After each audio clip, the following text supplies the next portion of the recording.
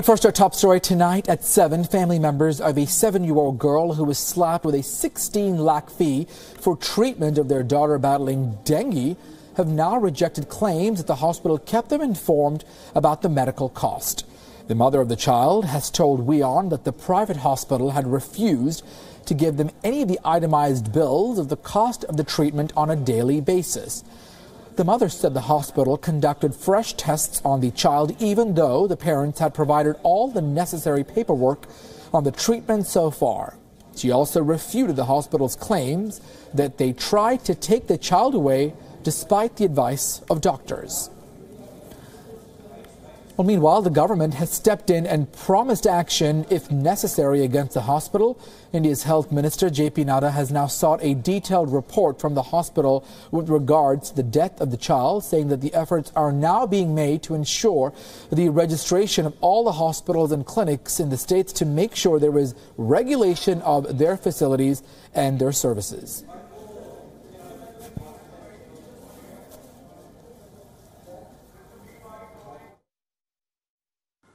But the way I was treated on 14th, after the doctor said that her brain is 70-80% affected and it's better to rest the baby in peace.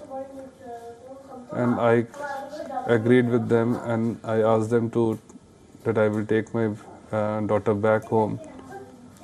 The way their behavior changed after that time, they were feeding my baby at that time, and then they stopped the dialysis, they stopped the feed and everything. दुर्भाग्यपूर्ण घटना है और इस घटना को सरकार ने बहुत संज्ञान लिया है।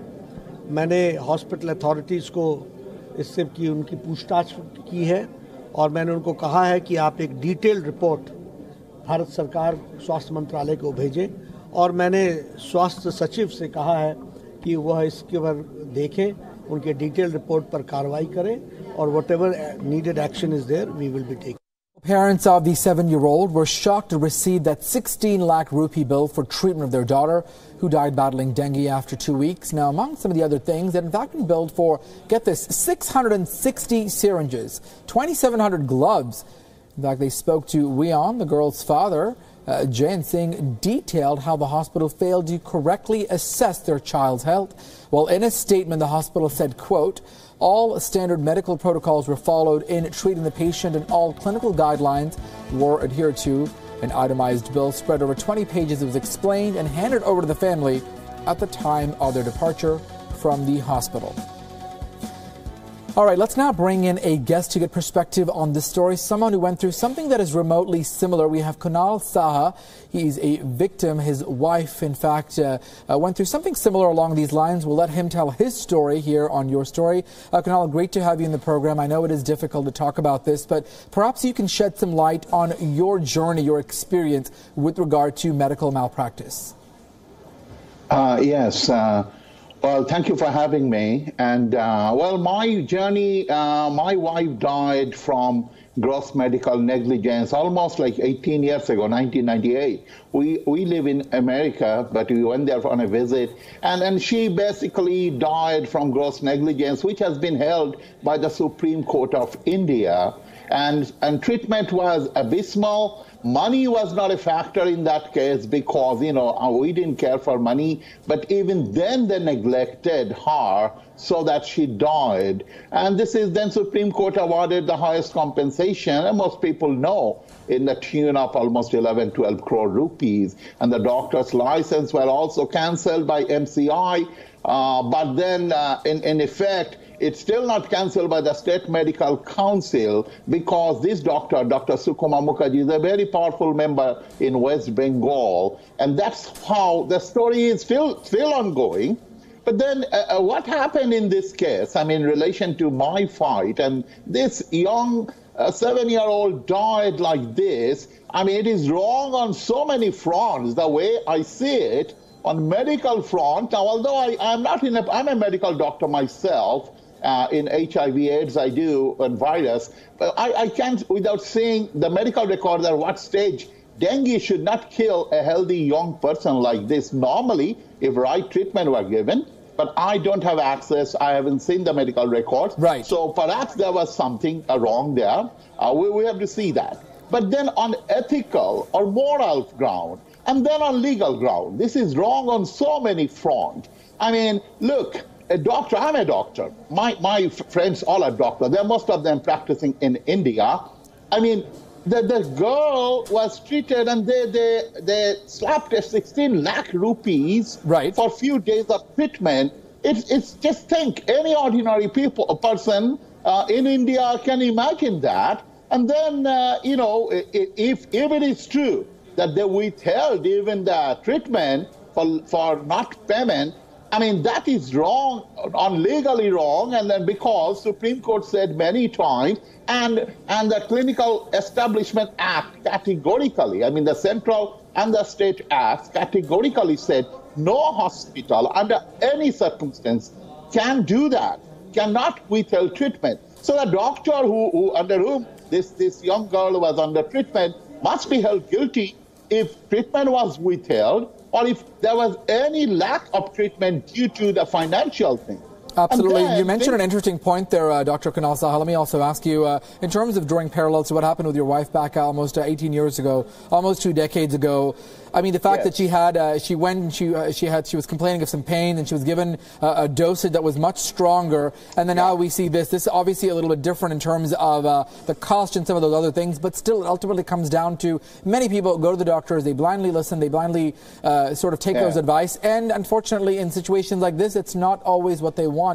Give us an example of what happened to your wife, and then we'll bring it back to this specific case with the 7-year-old girl.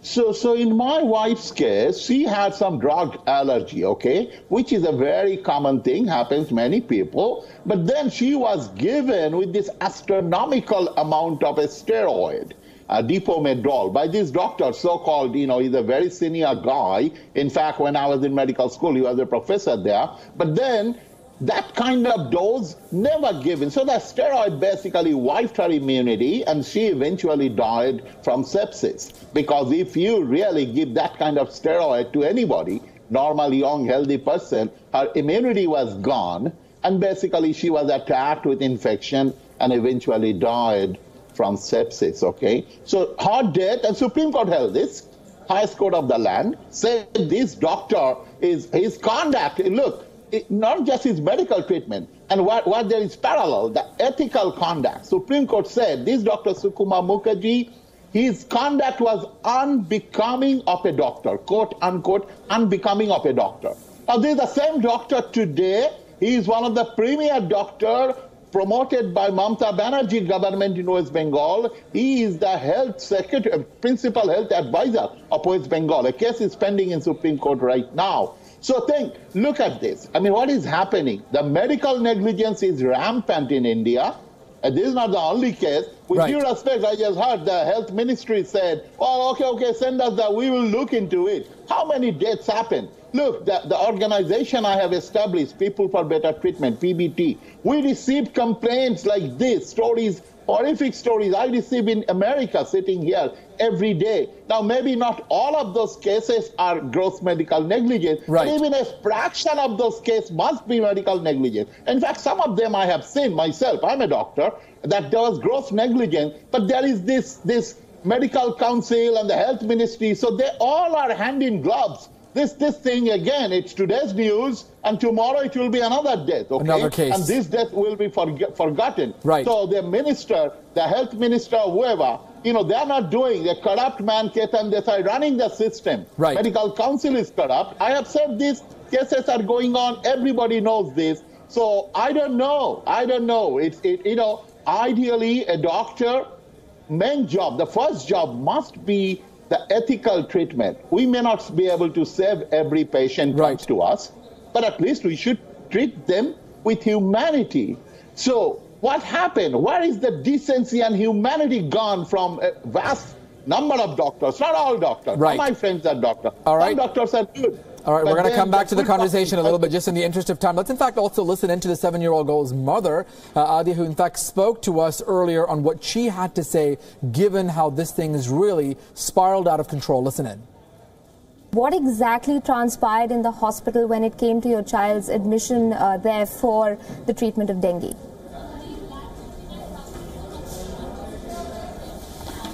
Admission के टाइम पे तो ऐसा कोई प्रॉब्लम नहीं थी, क्योंकि हम लोग रॉकलैंड हॉस्पिटल से समरी ले गए थे, तो उनको काफ़ी हद तक चीज़ें समझ में आ गई थी। And at time of admission उन्होंने फिर से सारे ब्लड टेस्ट एंड एक्सरे किए थे, और अगले दिन जो उनके एचओडी थे डॉक्टर चुग, उन्होंने आके कहा था कि मतलब बच्चे की कंडीशन सीरियस पे है और ये डेंगू शॉक सिंड्रोम में जा सकता है, जिसमें मल्टीपल ऑर्गन फेलियर होने के बहुत ज़्यादा चांसेस होते हैं।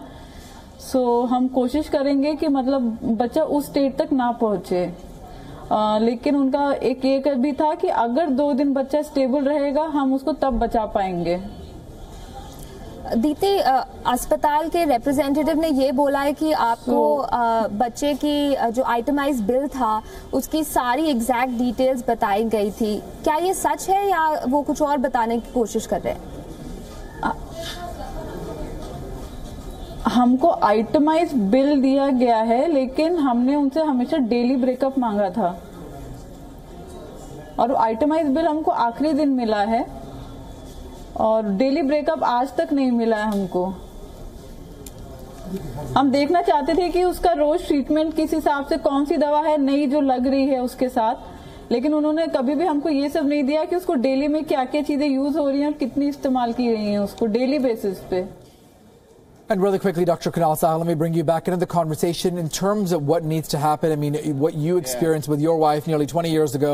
Now we see something like this. You talked about ethics. You talked about the ethical situation. What needs to happen in India? This is not the first case, and unfortunately, it'll probably not be the last case. What needs to happen here so that these type of things don't happen again? Yeah. You don't need to have a genius brain to understand what needs to happen. Checks and balances, the fundamental checks and balances is non-existent. It is existent in book, in paper. The way the Medical Council Act, doctors cannot be unethical. They cannot charge anything. Just they want, right? So they may have, I mean, look, in this case, maybe they needed all those gloves and syringes. I'm not arguing that without seeing a detailed report on that. But under no circumstance, how can they charge 16 lakhs in a few days? In a medical treatment, there was no surgery done. That means that their charges were overpriced. I mean, that's a common sense thing. Right. And because the government has no regulation on these private hospitals, many of them are basically minting business. Only they are made for making money. And so when a patient comes to a doctor, he is most vulnerable. He cannot. If the doctor says your daughter needs this, it needs 10 lakhs. Right. They will sell their house and last drop of earning to save the life. But it is government's duty, it is the duty of the Medical Council of India and State Medical Council to see that whether the patients are being ripped off by the doctors and hospitals. So where this enormous money going? It is going back into the pocket of these doctors, and many of them are owners, and it's not just the doctors, the businessmen who are building this hospital. But then, what is government doing? I mean, we have brought it. We write so many letters from our organization. Right, so you're saying more checks and balances, stricter ethics that the doctors need to practice to prevent things like this. All right, we appreciate that time. We appreciate your input. Unfortunately, we're out of time for that discussion, but thank you again, Dr. Kunal Saha, joining us from Ohio on this story. We appreciate it.